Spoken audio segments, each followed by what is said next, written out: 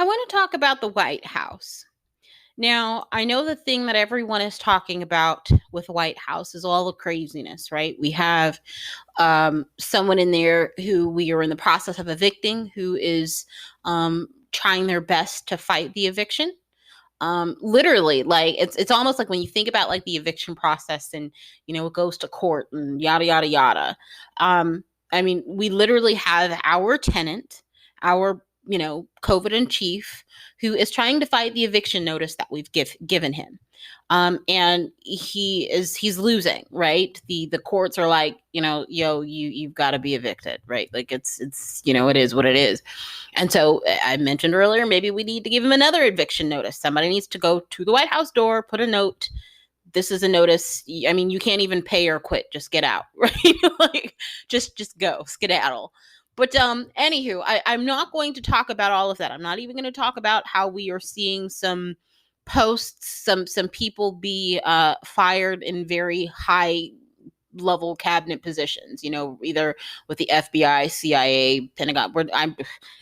It's mind boggling and it's troubling, and quite frankly, it literally makes me wonder. Like I mentioned, I think in a previous episode that I literally can see, COVID in chief literally like maybe setting off all the nukes, or like, I don't know, doing stuff, but like not towards other countries, like setting them off here towards us. Oh, you didn't want to vote for me? Okay, if I can't be here, nobody will, right? I literally am wondering if he's setting up for something like ridiculously dangerous like that. Like, who knows? But anywho, I'm not going to talk about any of that as much as I would want to, and as much as I want to talk about how he has decided, and he has fooled some of y'all into thinking that 150,000 plus Americans per day contracting COVID and over 1,000 of our fellow Americans dying every day is okay. I could talk about that, but I'm not going to, because remember, we all know, because I've said it several times, that it is not okay. It is not okay. It will never be okay for me. Never. As long as it is, and it even goes beyond being like an American, like as a human, that is not okay. My gosh, people, my gosh. But look, let's talk about with the stimulus. The White House they've effectively, as much as they should be vacating in the process of like trying to vacate the White House, they haven't vacated the White House. However, they have vacated their position in stimulus talks and current stimulus talks. They've essentially withdrawn from negotiations, and they've left everything up to Mitch McConnell. Which you could say, given that he was just reelected, is fitting and appropriate, but kind of when you consider the values that our president should have, a president who, whether he's in position of being in power or not, should value the well-being of the American people and want to seek to do what's in the best interest. But we already know the devil we're dealing with, so I'm not going to even attempt to want to hope that we'd have a COVID in chief, a commander in chief, but we happen to have a COVID in chief who would kind of want to put the interests of the American people first, right? But so things right now are in the hands of Mitch McConnell. We've already talked about Mitch McConnell and kind of what he wants. But I actually have been hearing a lot of people, namely those on the left, literally appear to be enthusiastic about the fact that COVID in chief Donald Trump is no longer part of stimulus negotiations post-election, an election that he will not only concede from, but he won't even admit that it's taken place. If you read some of his tweets, the only form of communication, the only way we know he's alive at this point. We don't see him. We don't, we just know that if he's alive and well on Twitter, we know that he's okay. And that he hasn't done anything to harm himself. And I hope he doesn't, because, that would be horrible. But so the president is, and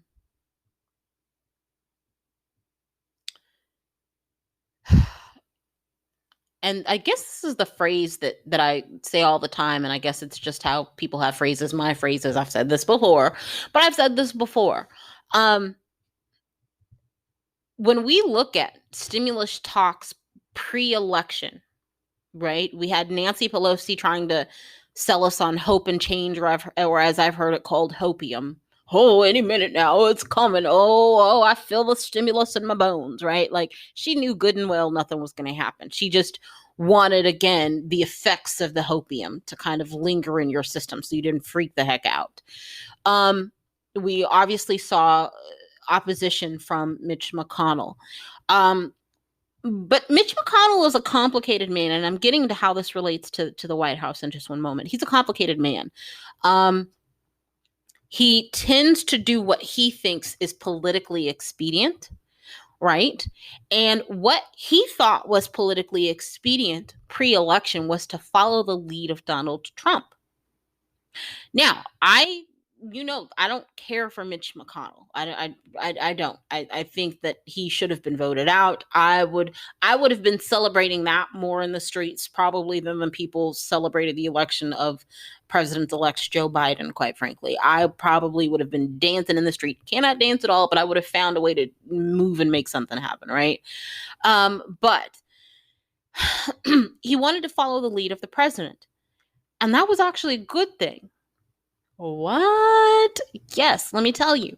Because the only person on the other side, on the side of the Republicans, who wanted to actually, and not in like just based on what they said, but based on what they did, the only person who actually did something independently to actually get stimulus for the American people was COVID in chief, Donald Trump.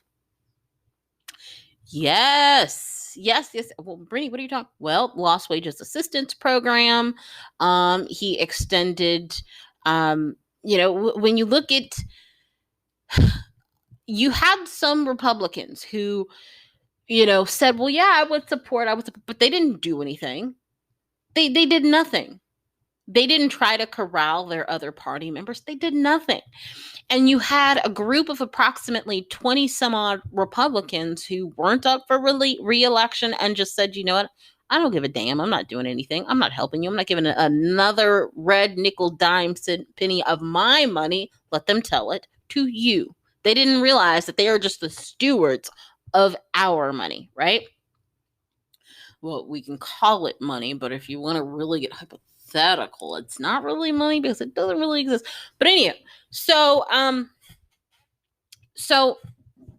I think where I'm going with all of this, that it is not this rosy picture that you might be hearing painted about the fact that, oh, Donald Trump, he's, COVID in chief is not, he's not participating in stimulus conversations, and now it's just Nancy Pelosi and Mitch McConnell, and hopefully now that the adults are in the room, we'll get something done.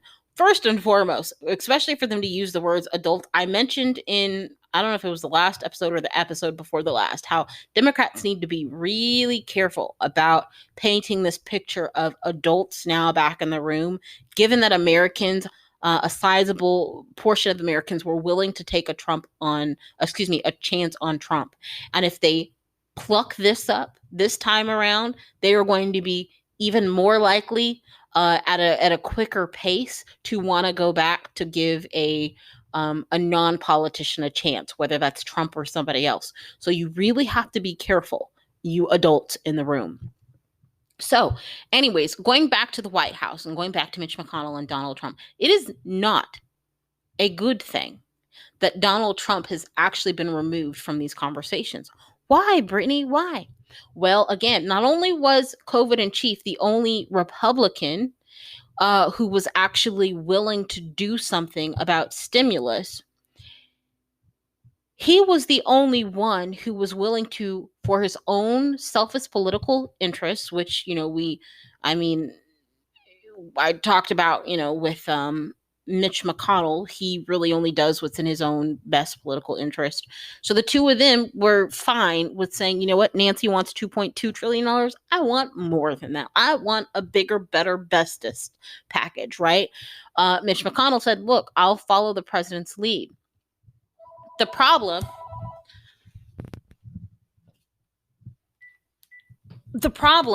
was that The president, he was not in a position to wrangle Republicans together. That was Mitch McConnell's job. Mitch McConnell failed to do that. Now, with Trump removed from these conversations, we are not going to have really any Republicans willing to not even just just exceed what the Democrats want in terms of what they're demanding. But we're really not going to have now any Republicans at the table who are willing to even attempt to come halfway. Even when you look at when the Republicans at a certain point were willing to come up to $1.9 trillion in terms of the size of the stimulus, who was responsible for that movement? Not Senate Republicans, not Mitch McConnell, but President Trump. President Trump ultimately, and who?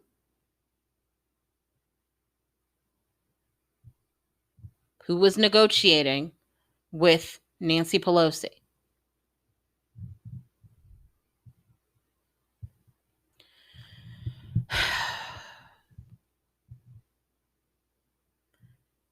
Guys, I'm saddened because really the only people that you had fighting for the American people on the Republican side, as much as I call him COVID in chief, as much as any of us could demonize him, especially given that he is okay with 150,000 plus of our fellow Americans getting COVID and over 1,000 plus dying every day. We can absolutely demonize him for that. But when it comes to COVID-19 economic stimulus and relief that actually directly benefits your families, the average American, not people who have stocks and real estate and businesses and trust funds and all of that. No, for the average American who does not have any of that.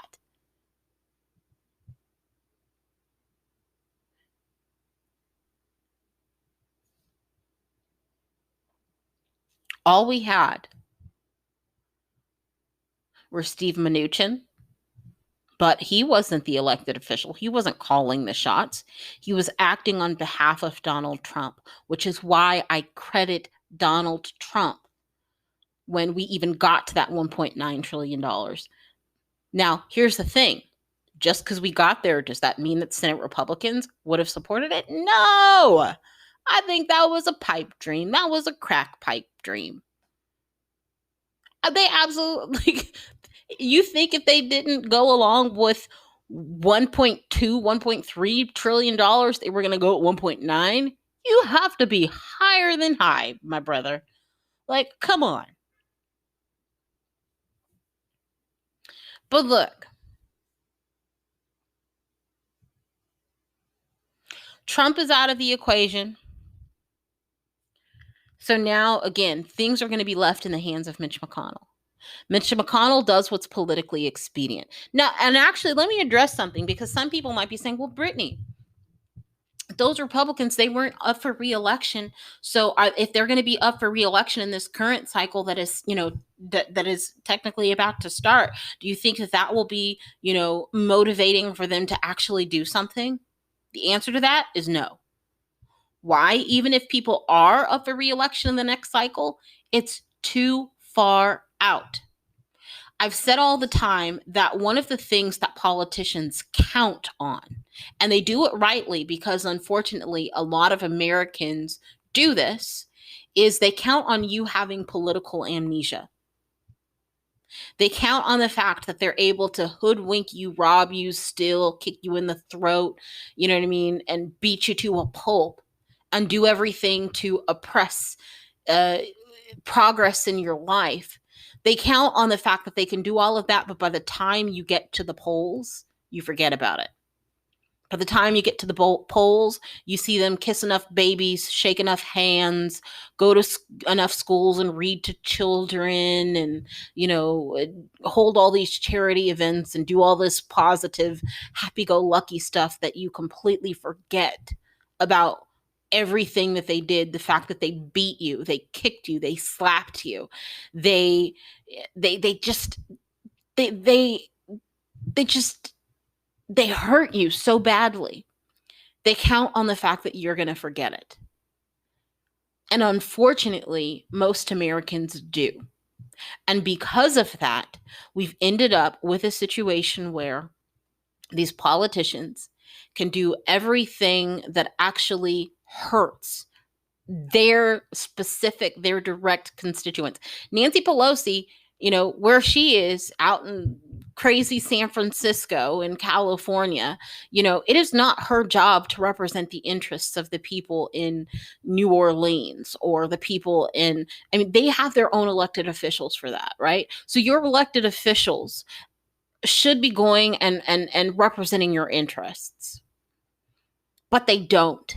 And they don't because, again, right before their election, the few months before, you see them kissing babies, reading books, going to hospitals and kissing the poor, kissing the broken. And you decide, you know what? He's actually a good guy. But he just freaking robbed you at the beginning of the election cycle. He literally flipped you the bird.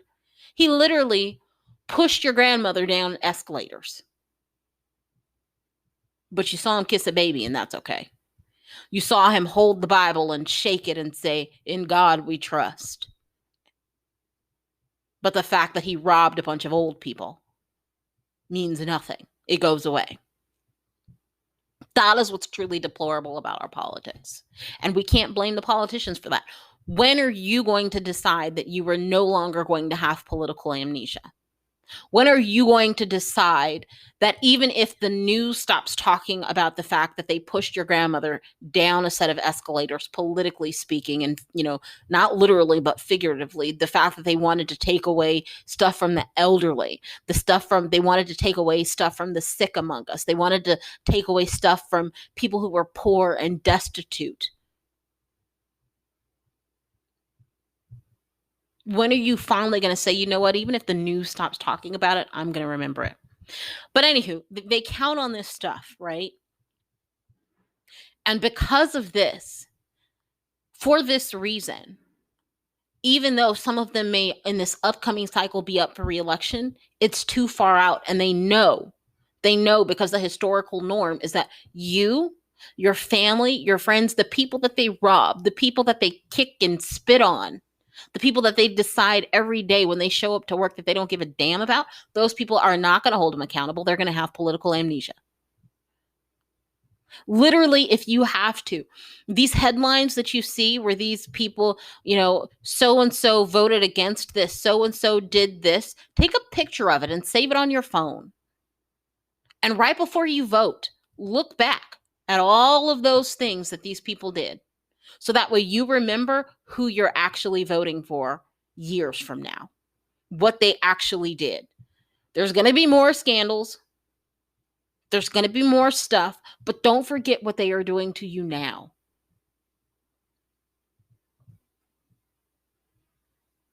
Now, speaking of Trump was part of an evolutionary process, and I talked about this in the last episode, right? People who were surprised that they made it through 4 years of Donald Trump, and they're like, oh my gosh, this was so horrible. If you really understood, especially when we talked about the Republican Party and kind of where it goes from here, and the fact that it, quite honestly, in my opinion, is too late to take their party back. They've lost it. And it's kind of beyond repair. It's, the pieces, it's too broken, too fractured. You cannot put this back. Maybe some miracle, I don't know. But in my opinion, you cannot put the Republican Party back. Who we had before, the John McCain's, even, my gosh, when I think about Crybaby, what was his name? Who cried about everything, man. Like, he just got on TV. John, I don't know, but it's like when I think of some of the people that I literally would just die to have back in Congress, John Boehner, right? I mean, the man cried about everything, just got on TV and just the waterworks got to flowing, right? I literally long for John Boehner back. And when he was in Congress, I hated the man. But like he was an actual Republican. Like he had principles and values, despite the fact that they were somewhat questionable. It's more than kind of what you're seeing. Now you have the Tea Party elected. Now you have QAnon elected.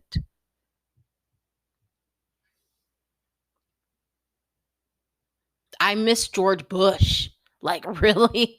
Like I miss the man who got us into these, like I miss that man. Give me him back, please.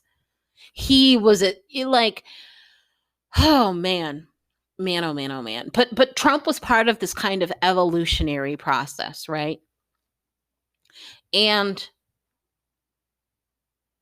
when I think about that,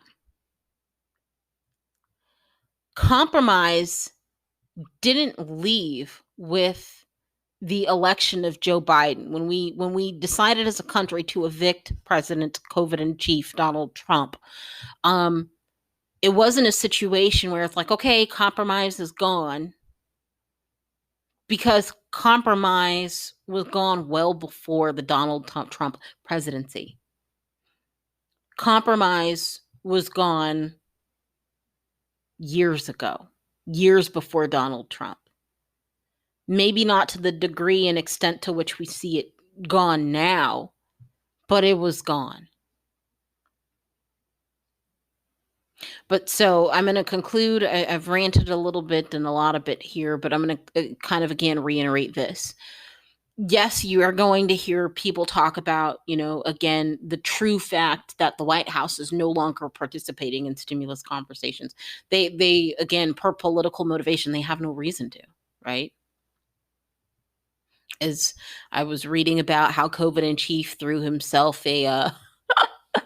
I guess a celebration party dinner celebrating, his win. And it's kind of odd when you think about it, because didn't he tell us in 2 weeks we're going to get the election results?